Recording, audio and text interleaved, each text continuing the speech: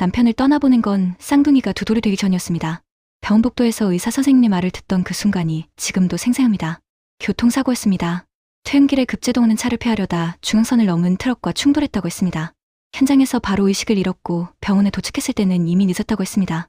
장례식장에서 쌍둥이를 안고 있을 때 아이들은 아빠가 어디 갔냐고 계속 물었습니다. 아빠 어디? 아빠 언제 와? 저는 울 수도 없습니다. 아이들 앞에서 무너질 수 없었으니까요. 그날 이후 제 삶은 늘 숨이 가쁜 하루의 연속이었어요.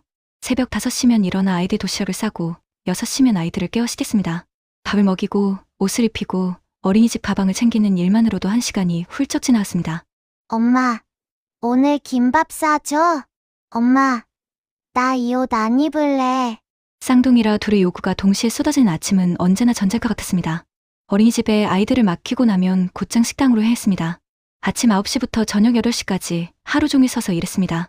주방보조로 시작했지만 설거지도 하고 청소도 하고 손님이 몰릴 때는 홀 서빙까지 도맡았습니다. 점심시간이 가장 바빴습니다. 주문이 밀려들고 접시가 쌓이고 손님들의 요구가 끊이지 않았습니다. 발이 퉁퉁 붓는 건 일상이었고 허리는 늘 뻐근했습니다. 그래도 멈출 수 없었습니다. 아이들을 먹여야 했고 방세를 내야 했고 어린이집 비용도 마련해야 했으니까요. 저녁이면 어린이집에서 아이들을 데리고 집으로 돌아왔습니다. 피곤해서 쓰러지고 싶었지만 집에 들어서는 순간부터는 다시 엄마의 시간이었습니다. 저녁 준비를 하고 아이들을 씻기고 내일 입을 옷을 챙기고 책을 읽어주고 재우고 나면 밤 11시가 넘었습니다. 그때야 비로소 제 시간이었지만 그마저도 설거지와 빨래로 채워졌습니다. 침대에 누우면 눈물이 났습니다. 하지만 소리내어 울 수는 없습니다. 아이들이 깰까봐 이불을 입에 물고 조용히 울었습니다. 엄마, 오늘도 늦어? 아이들의 질문에 웃으며 고개를 끄덕였지만 마음속엔 늘 미안함이 많았습니다.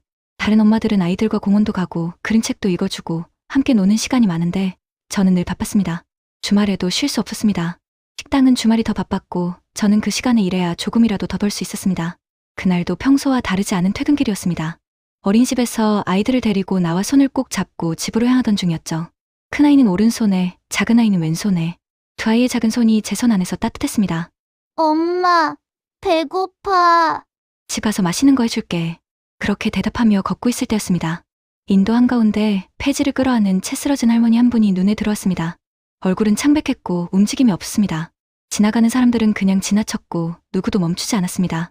그런데 그 옆에서 할머니 주머니 사이로 흘러나온 지폐를 주우며 낄낄거리며 웃는 청소년들이 보였습니다. 3명쯤 되어 보였는데 할머니의 가방까지 뒤지고 있었습니다. 야, 그만해! 저도 모르게 소리를 질렀습니다. 아이들 손을 놓을 새도 없이 119에 전화를 걸었고 청소년들은 욕을 퍼부으며 도망갔습니다. 구급차가 올 때까지 할머니 곁에 지켰습니다. 아이들은 겁에 질려 제 옷자락을 붙잡고 있었습니다. 엄마, 할머니 죽은 거야? 아니야, 괜찮아질 거야. 그렇게 대답했지만 할머니 맥박은 너무 약했습니다. 신분을 알 수 없는 할머니를 대신해 아이들과 함께 구급차에 올랐습니다. 응급실로 향하는 구급차 안에서 구급대원이 물었습니다. 보호자이십니까? 아니요, 길에서 쓰러진 걸 발견했어요. 치원을 아십니까? 모릅니다. 병원에서는 뇌진탕과 심각한 영양실조라는 진단이 나왔습니다. 탈수 증세도 심했고 혈압도 위험한 수준이었습니다. 할머니는 의식이 없었고 보호자도 없었습니다. 의사 선생님은 당장 입원이 필요하다고 했습니다. 검사비부터 결제하셔야 합니다. 행정실 직원의 말에 순간 머리가 멍했습니다. 그달 생활비도 빠듯한 형편이었거든요. 통장에 남은 돈은 고작 30만 원. 다음 주 월급날까지 버텨야 하는 돈이었습니다. 검사비는 25만 원이었습니다. 손에 든 카드를 내려다보며 한참을 망설였습니다. 아이들 손을 잡고 그냥 나가면 되는 일이었습니다. 저와는 아무 상관도 없는 사람이었으니까요. 그런데 그냥 두고 나올 수가 없습니다. 쓰러진 할머니의 창백한 얼굴이 자꾸 눈에 바랬습니다. 주머니에서 돈을 빼앗기던 그 모습이 가슴을 찔렀습니다. 이 할머니는 꼭 살아야 해. 왜 그런 생각이 들었는지는 지금도 모르겠습니다.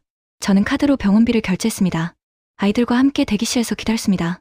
밤 9시가 넘었고 아이들은 배가 고파붙었습니다. 엄마, 밥 먹고 싶어. 편의점에서 삼각김밥을 사다 먹이며 할머니를 기다렸습니다. 자정 넘어서야 할머니가 병실로 옮겨졌고 저는 아이들을 안고 집으로 돌아왔습니다. 그 다음 날도 퇴근 후 병원에 들렀습니다. 할머니는 여전히 의식이 없었습니다. 며칠 뒤 할머니는 의식을 되찾았지만 자신이 누구인지 어디서 왔는지 아무것도 기억하지 못했습니다. 할머니, 성함이 어떻게 되세요? 할머니는 고개를 저었습니다. 집은 어디세요? 또 고개를 저었습니다. 가족은요? 할머니 눈에 눈물이 고였습니다.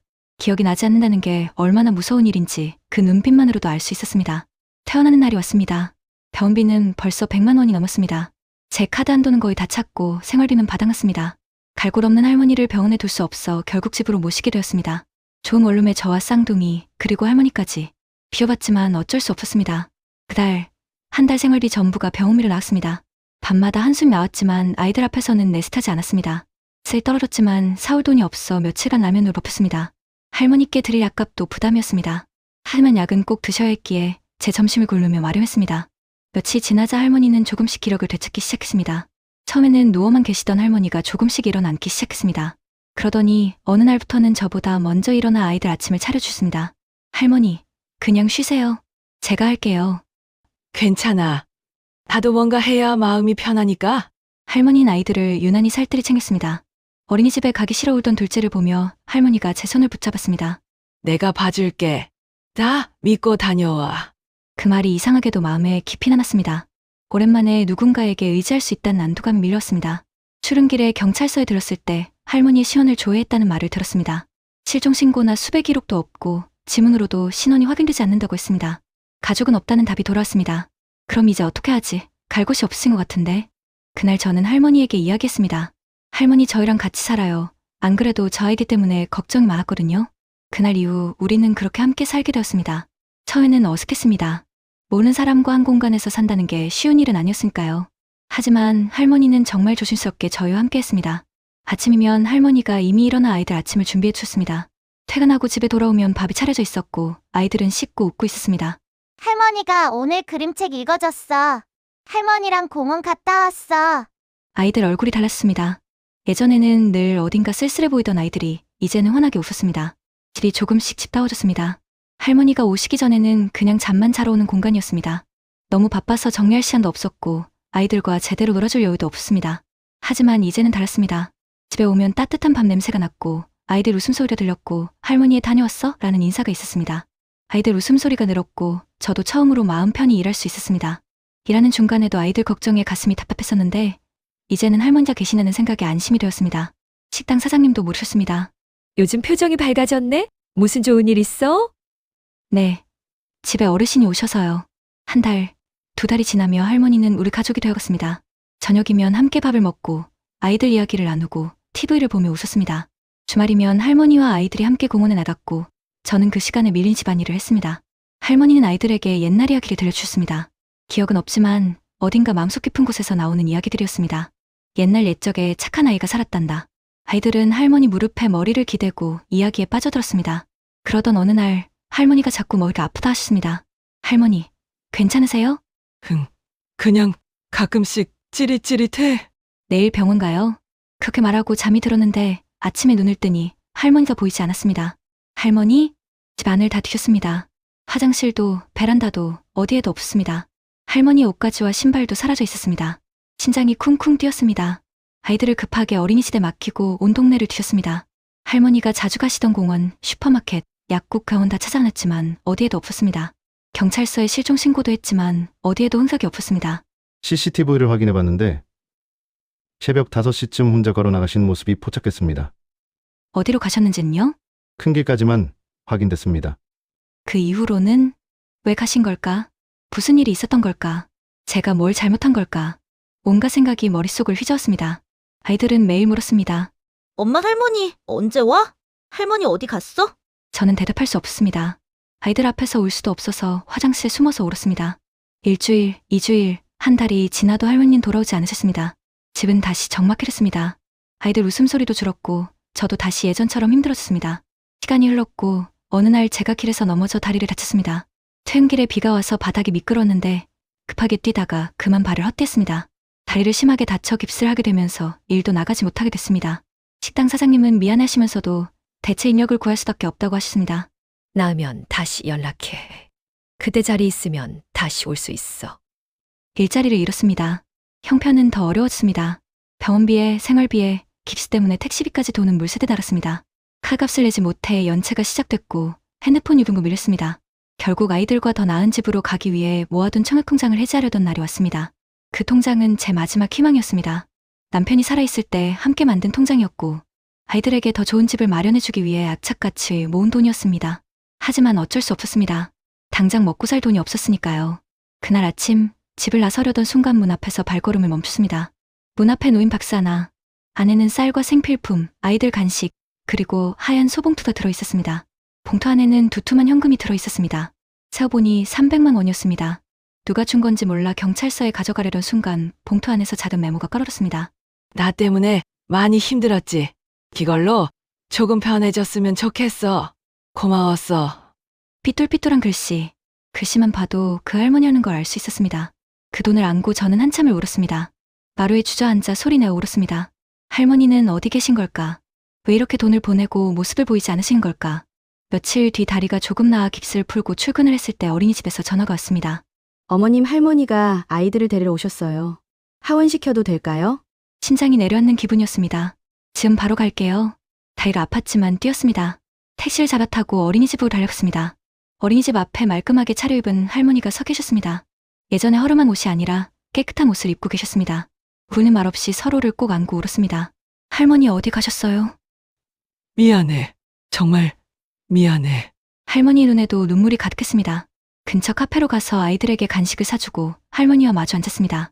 할머니는 기억이 돌아온 뒤 자신의 삶을 정리하고 있었다고 했습니다. 사실 할머니는 건물이 있는 사람이었습니다. 폐지를 주운 건 가난해서가 아니라 상처를 치유하기 위해서였고 돈은 수년 동안 전부 기부해왔다고 했습니다. 젊은 시절 유능한 회사원이었던 할머니는 출장 중견 날 남편과 딸이 공항으로 마중 나오다 사고로 세상을 떠났다고 했습니다. 그 죄책감으로 스스로에게는 풍요를 허락하지 않고 살아왔다고 했습니다. 자신 때문에 가족이 죽었다는 생각에 스스로를 벌하듯 살아온 거라고 했습니다. 딸이 살아있었다면 너랑 비슷한 나이였을 거야. 할머니는 제 손을 꼭 잡았습니다. 너를 보면서 내 딸이 생각났어. 너의 아이들을 보면서 내가 안아보지 못한 손주들이 생각났어. 그리고 조심스럽게 물으셨습니다. 괜찮다면 같이 살래? 그 순간 저는 오래 참아왔던 마음이 무너졌습니다.